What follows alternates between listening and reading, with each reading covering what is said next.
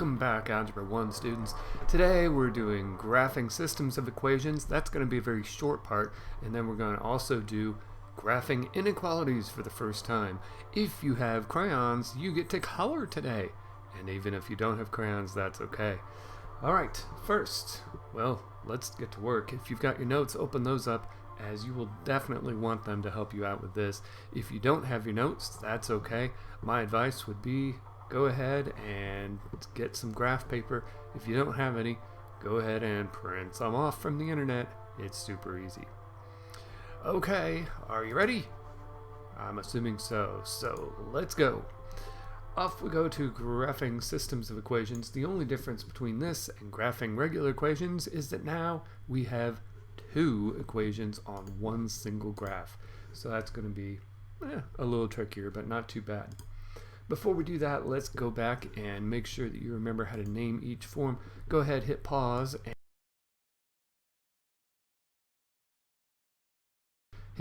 and do that real quick. Alright, I'm assuming you have done this. You have seen that we have two sets of parentheses, and we all remember that point slope has parentheses. This one, x and y are together. They're just so in love, it's just standard for them to be together, so this is standard form. Whenever you have y equals, that's going to be slope-intercept form. Alright, now that we remember that, let's go back to this one. This will be the very first one if you have my set of notes. Here, both of these are in slope-intercept form, so you're going to know what the slope and y-intercept would be. You'll notice that these are color-coded as red and blue. I'm going to keep the reds red and the blues blue. So first of all, when we have slope-intercept form, we're going to start with what I call our house.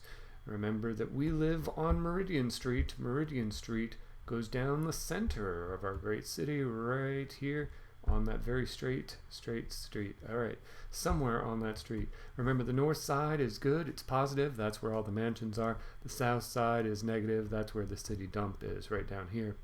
So this is x minus 2. Unfortunately, it's negative, so we're down here on the south side at negative 2.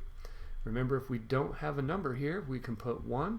If we don't have a fraction, we can always put it over 1. So from here, my driving directions tell me to go up 1 and right 1. To make a really straight line, you can keep going up 1 and right 1, and you'll want to do that with this section because you need your lines to be really straight. Next, speaking of straight, we're going to get a straight edge like, I don't know, a ruler or something, and we're going to make a really, really straight line. So go ahead and take that ruler and make a really straight line right through our points. Next, we're going to do the blue line just like we did the red one. Like we said before, we're going to start with our house at 7. So there's 5, 6, we went off the graph a little bit. Sorry, try not to cry about it. Alright, then our slope is negative 2. We can always put that over 1. So from there, I'm going to go down 2 this time because it was negative. And remember, just like Mr. Robertson, always right. That bottom number will always go right, because it will always be positive. Next, we're going to continue going down 2 and over 1, down 2 and over 1, down 2 and over 1, until we have a nice, beautiful straight line. I'm going to take out my ruler and draw that just like I did with the other. Perfect. Alright, now my whole goal here is to figure out where do those two lines intersect. So they should cross somewhere, and it looks like it's right there. So what is this point? This is the point 3, 1. So we would say the solution or the intersection would be 3, 1. And I'm writing these just so you know that they are exactly the same thing. Solutions, intersections, they both mean the same. So, believe it or not, this is very useful in business, in making predictions in the future, finding break-even points. This will end up being very useful. Next semester, you're going to get to learn how to find this intersection point without even graphing. Alright, now let's move on to one where we have one in standard form and one in slope-intercept form. This one in slope-intercept form, we already know how to do it. I'm going to go down 2, put my point there because this was minus 2. Then I have 3 over 2. Remember, if the top number is positive, it goes up. The bottom number always goes right. So 1, 2, 3 up, 1, 2 over, dot there. Keep going up 3 and over 2 to make it a really nice straight line. I could go backwards the other way, down 3 and left 2 also. Now I'm going to connect all those dots, and there's my line. Next, let's go to the red one. Now, the red one, I notice, is not in slope-intercept form because it does not say y equals. It's in standard form because x and y are together on the same side. If you want to put a 1 in front of each of these, that's okay. Now remember, my way to do standard form is to pretend you can't see one of them. So I would cover this up with my hand if I were in the classroom right now, but instead I just have to do this. So if I cover this up, I'm going to write down what's left. So that would give me 1x equals 3. Then if I covered this part up, I would have 1y equals 3. Now normally we would go ahead and divide, but we're dividing by 1, so it doesn't really make any difference. We know that x is 3 and y is 3. This is our x-intercept and y-intercept. So on the x line, the x-axis, I'm going to go right 1, 2, 3. On the y-axis, I'm going to go up, since it's positive, 1, 2, 3. And then connect my dots with a nice red line.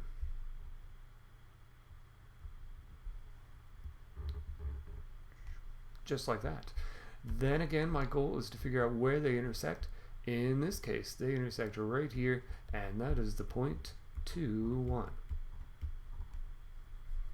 And that's all there is to that. Alright, the only extra thing that I want to show you here is just to remind you what it looks like if you have just one letter, one variable, and that's it.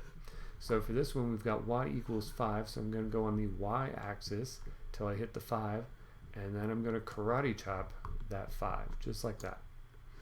For the blue one, I've got x equals -3, so I'm going to go on the x-axis, 1, 2, 3, and karate chop the x-axis.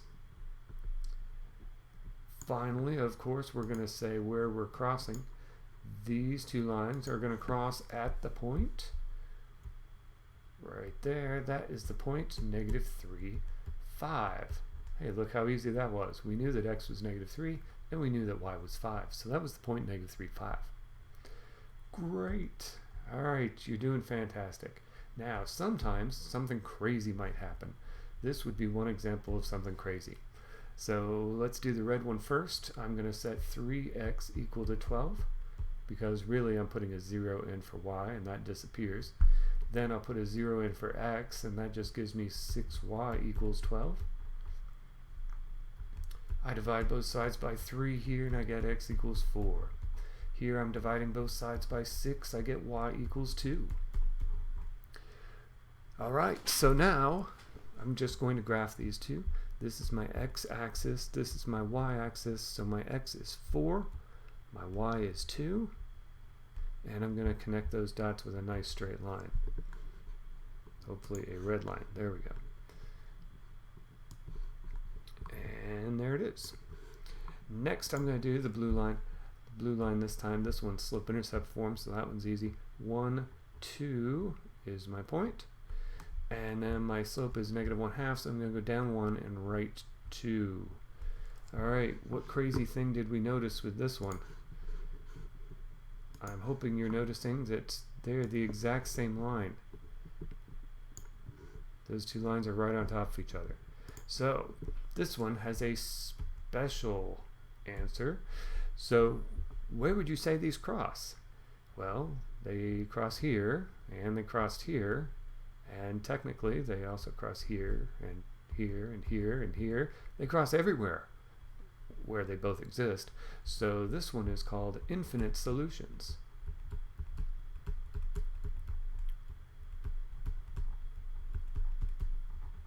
Because you could draw an infinite number of points where these two lines intersect.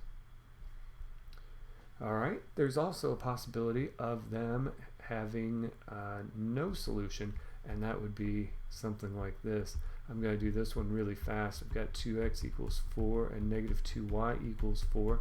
I'm dividing both sides here by 2. I'm dividing both sides here by -2, and this gives me y is -2. So if x is 2 and y is -2, we have this right here, and I'm going to draw a line through those. Again, I'm doing this kind of fast because we've already done this a zillion times. I don't want to take up too much of your time. We still have lots to do with inequalities. Alright, so this one, I've got 6 for my y-intercept. My slope is 1, so I'm going up 1 and over 1. This is kind of hard to see going that direction because I'm going off the graph. So you could go also the opposite of up and right. Instead, I can go down and left. Down and left, down and left. Just like this. And then I'm going to connect those dots like so. Alright, and what do you notice about these two lines? They never cross. So if two lines never cross, where do they touch? Well, nowhere. So your answer would be no solution. And that's all for that section. Oh, I forgot word problems. So we've got Anthony. He's hiring a makeup artist for his fashion show, and he's comparing prices. Debbie is charging $50 for a booking fee plus $80 per hour just to do makeup. Nancy is charging $70 per hour plus a booking fee of $100. Wow, that's expensive. It's a good thing I'm so good looking, so I don't need to worry about that. All right, we're going to write a system of equations. Here we go. We're going to have Debbie be red, so here goes Debbie. We're starting with the cost equals, well, it's $50 for a booking fee and $80 per hour. Per is the word I was looking for. I know that that is going to be times x, or in this case I'm going to make it h for hours, and then she's adding 50 onto that. Nancy, however, her cost is, let's look for the word per, $70 per hour, but she is starting with a booking fee of, why did I put equals there? I don't know. I'm tired, sorry. Plus is what that was supposed to say. She's starting with a booking fee of $100. Alright, on we go to Debbie. Let's graph hers. So she's starting with $50, which is right there. She's going up 80 and over 50. Now as you notice from my graph here, 80 is going to be very difficult to count. Our slope was 80 over 1. I can make this a little bit easier for myself. Instead of 80 over 1, since my graph is kind of difficult to count by 80s, since these are counted by 50, I could change this. I could insert a 0 to the top and the bottom. I'm allowed to do that because 800 divided by 10 is still 80. So I could go up 800, 100, 200, 300, 400, 500, 600, 700, 800, and then over 10. I think that's that point right there. And then connect those two dots with a nice red line.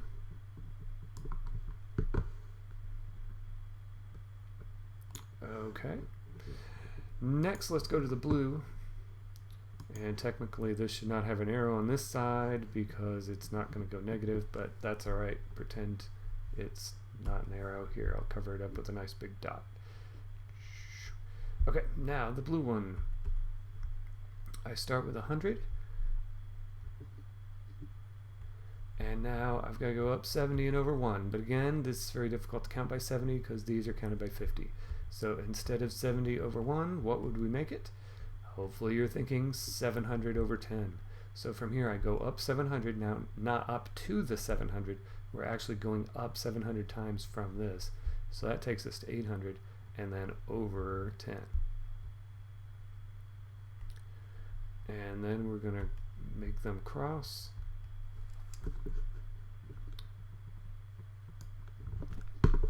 Like that. And then your goal is to try to figure out where in the world do they cross. And the bad thing about graphing is that it's very difficult to tell exactly where they cross. Mine looks somewhere in here. Somewhere. But it's really hard to tell. So how long would the show be if the cost is about the same? It's looking like maybe 5.5 or 6 hours. If you put somewhere between 5 and 6 hours, you would be correct. Now, when we move on to the next semester, when we're doing something called substitution and elimination, then you will be able to get the exact answer. All right, now let's move on to graphing inequalities. Inequalities are super easy to graph. It's the same as graphing lines, but you get to color. Now, before we actually graph, let's look at this. We know that the inequality sign always points to the small number. So it should always look like this. Or, if your big number is over here, it will look like this. All right, let's practice this. I'm going to compare some temperatures for two different places, and we're just going to point the arrow to the right spot. If you have my notes, go ahead and draw in your arrows. For example, this one, it is colder in Fairbanks, Alaska, so the smaller temperature is over here. I would draw this because it points to the small temperature. Okay, hit pause, go ahead, do the rest, and then come back. All right, hopefully you're back. I don't know how to pronounce that, but that city in Russia is negative 36 degrees, which sounds terrible. Fairbanks is bigger than that because 0 degrees is actually warmer than negative 36. Remember, 0 is always bigger than a negative number. Next, we've got Alert, Canada. That's colder than Fairbanks, Alaska, so we're going to draw it pointing toward Alert. Rio is definitely warmer than Fairbanks, so we're going to point toward Fairbanks there. Fairbanks is actually colder than Indianapolis, so we're pointing toward the 0. And that's all there was to that. Hopefully you notice that if you have a 0, you might get a question like this that'll ask you, what would make this inequality true? Or does this ordered pair make this inequality true? We know that this is x and that's y, so I'm going to substitute 3 instead of x and negative 6 instead of y. So here we go. There's a negative 6 there. And we're going to put the 3 here for x. Next on our calculator, I'm going to do 2 times 3 plus 7. That gives me 13. Copy the sign down. Even if it's not correct, you're just going to copy the same sign down. Now your job is to see, is this correct or not? Is it pointing to the cold temperature? Is it pointing to the small number? In this case, yes, it's pointing to the negative, which is smaller. So yes, that one is true. Let's do another. So instead of x, I'm going to put negative 3. Instead of y, I'm going to put negative 5. Notice this is in standard form, so it's a little different than the last one. You still do it the same way. I'm going to copy everything exactly the way it looks, except this time instead of x, I'm putting negative 3. Instead of y, I'm putting negative 5. 4 times negative 3 gives me the negative 12. Negative 2 times 5 gives me a positive 10. So this gives me negative 2 is less than 8. Is this pointing to the cold temperature? Yes, it is. So you would say yes. Okay, now that we have that down, let's go ahead and start working on graphing. So I have y is greater than 2x minus 5. We're going to pretend that this is an equal sign right here. So this is in slope-intercept form. Slope-intercept form tells me my house is at negative 5, my y-intercept, and then my slope is 2. Remember to always make your slope a fraction, so you're going up 2 since it was positive, and always right 1. Up 2 and over 1, up 2 over 1, and we'll keep going to make this nice and straight. Now, before you draw that line, we have something different going on. We have an inequality sign. There's no equal sign here. So something strange happens. If you have an inequality sign like this or like that, you're going to actually draw a different type of line. You're going to draw a line that looks like that, a dotted line, to indicate that it does not equal that spot on that line. However, if you have this or this symbol, you're going to draw a line just like you normally would, the solid line. Alright, so back we go. This one is an inequality sign with no equal sign. It's a greater than symbol, so I'm going to use a dotted line when I draw this. There we we go. And here's my line.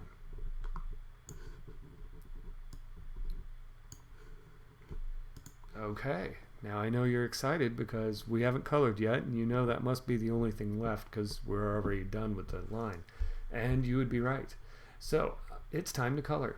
What I like to do is I like to create a test point. I like a test point of 0, 0. Why 0, 0? Well, two reasons. One, it's easy to find on the graph, and another reason is because 0 is such an easy number to do math with. So instead of x, I'm going to substitute 0. Instead of y, I'm going to substitute 0, just like I was substituting on those previous problems. Alright, so I type all of this into the calculator. 2 times 0 minus 5. My calculator gives me -5. I'll tell you a secret. Whatever has the 0 with it will always cancel, and it will always just be the y-intercept if you're in slope-intercept form. If you don't understand what I just said, just pretend I said nothing. Alright, so just plug in that 0 and see if it's true. Does this point to the colder temperature or the smaller number? Yes. So, why did I do that? Well, because I'm answering the question, do I color the test point? Do I color 0, 0? You said yes. So I'm going to color the side of the line that has 0, 0. And now is where it gets really ugly. Sorry about this. So you're going to color all of this in, just like this. Hopefully you're better at coloring than I am. Alright, so this whole side is colored. The other side is going to stay white. Okay, ready for another? Yes, I knew you were. Okay, so just like before, y-intercept at -3. Boom. Slope is 4, so 4 over 1. Up 1, 2, 3, 4, right 1. Up 1, 2, 3, 4, right 1. This one has an equal sign, so this time I'm going to do a solid line. Just like that. Next, I have to plug in 0, 0. So 0 here for y, 0 here for x. I know that 4 times 0 gives me 0, so it's just 0 is less than or equal to -3. Does this point to the colder temperature? No. Or as we would say at my house, no. So since the answer is no, do I color 0, 0 here? Hopefully you said no. So I'm not coloring here, so this has to be the white part. That means I must be coloring over here.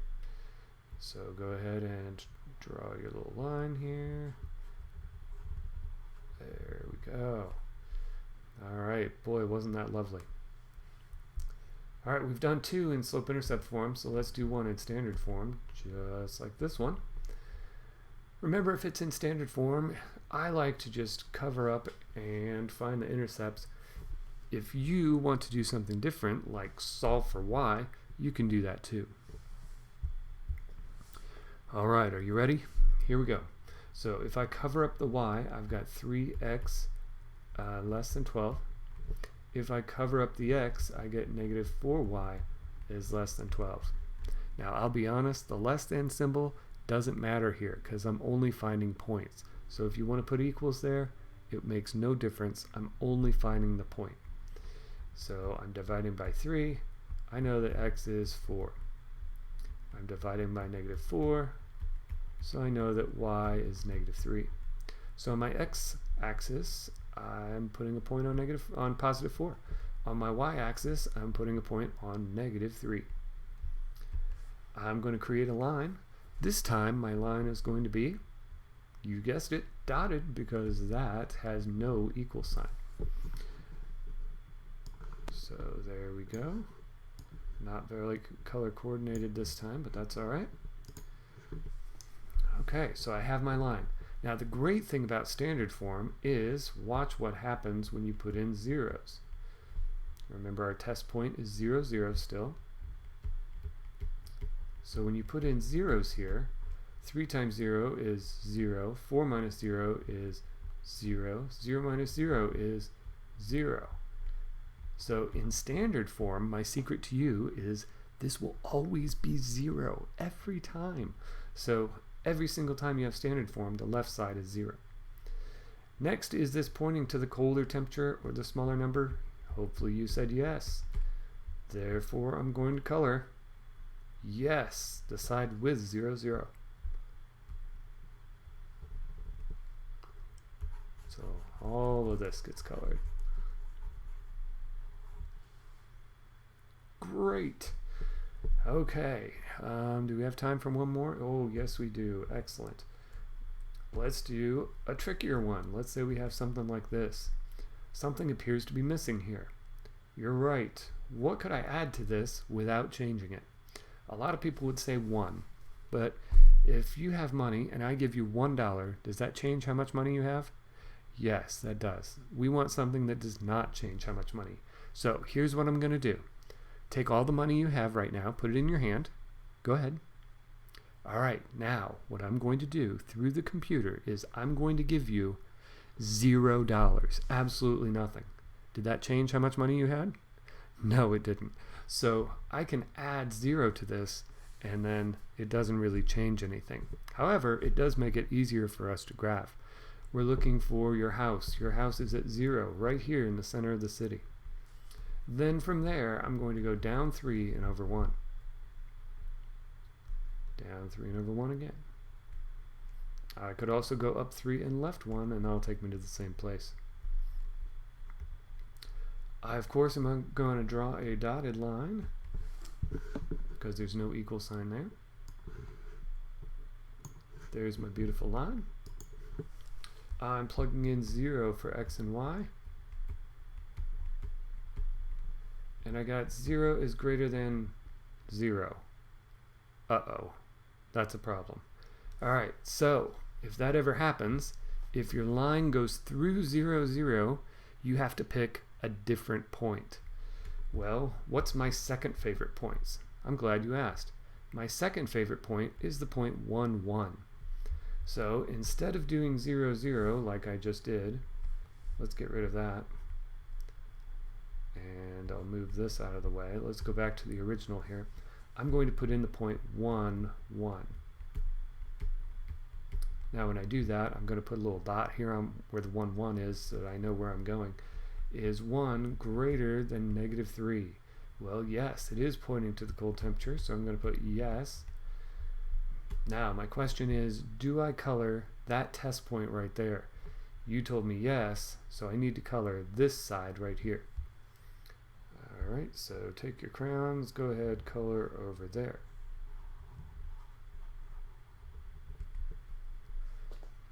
Alright, and that's all there is to that.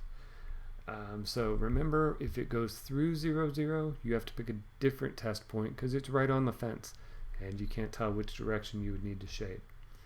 Alright, well, sadly that's all the time we have for today. Next time we're going to get into graphing systems of inequalities. Now, it is so important that you are graphing on the correct side here, so please be very, very careful because when we hit our next section, graphing systems of inequalities, we're going to graph not just one of these on one graph, but we're going to graph 2 inequalities. Now I've got some dramatic music for your homework that you're going to start. If you need extra help, don't forget you've got my email address at the bottom of my Canvas page. Also, if you need extra help, you have my office hours. We can Zoom chat and I can help you that way. Again, check out that homework. It's on the bottom, it's in the middle actually of your Canvas page. And I hope you have a wonderful week. Thank you again very much, everybody, for working so hard. Have a great day.